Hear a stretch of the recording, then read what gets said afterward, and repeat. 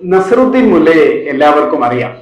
അദ്ദേഹത്തിന്റെ ചില കഥകൾ നമ്മുടെ ചിന്തകളെ വല്ലാതെ പ്രകോപിപ്പിക്കും. അതോടൊപ്പം തന്നെ വല്ലാതെ നമ്മുടെ ചിന്തകളെ ആഴത്തിൽ കൊണ്ടു ചെന്നെത്തിക്കും. നസറുദ്ദീൻ മുല്ല ഒരു ദിവസം അദ്ദേഹത്തിന്റെ വീട്ടിലിരിക്കുകയായിരുന്നു. വീട്ടിലിരിക്കുമ്പോൾ അയൽക്കാരനായ ഒരാൾ അദ്ദേഹത്തിന്റെ വീട്ടിൽ വന്നിട്ട് പറഞ്ഞു, നസറുദ്ദീൻ, അല്ലേ മുല്ലാക്ക, എന്താണിത്? അങ്ങയുടെ കാള എന്റെ പശുവിനെ കുത്തിക്കൊന്നു. അതിന് താങ്കൾ എനിക്ക് നഷ്ടപരിഹാരം തരേണ്ടതല്ലേ?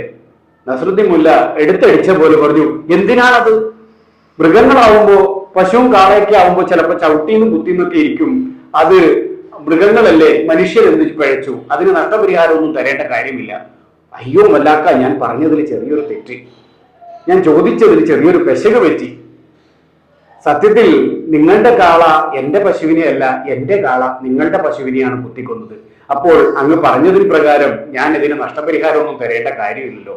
അപ്പോൾ മുല്ലാക്ക പെട്ടെന്ന് പറഞ്ഞു, അയ്യോ അല്ല അല്ല, ഞാൻ ഒരു കാര്യം ഈയിടെ വായിച്ചതേ ഉള്ളൂ നിയമപുസ്തകത്തിൽ. ഇങ്ങനെ സംഭവിച്ചാൽ അതിന് നഷ്ടപരിഹാരം വേണമെന്നുണ്ട്. അതിന് എത്രയാണ് അതിന്റെ എമൗണ്ട് എന്നുള്ളത് ഞാൻ നിയമപുസ്തകം ഒന്നുകൂടി പഠിച്ചിട്ട് പറയാം എന്ന് പറഞ്ഞു. സത്യത്തിൽ പലപ്പോഴും നമ്മുടെ ജീവിതത്തിലും ഇങ്ങനെയുള്ള സംഭവങ്ങൾ ഉണ്ടാവാം.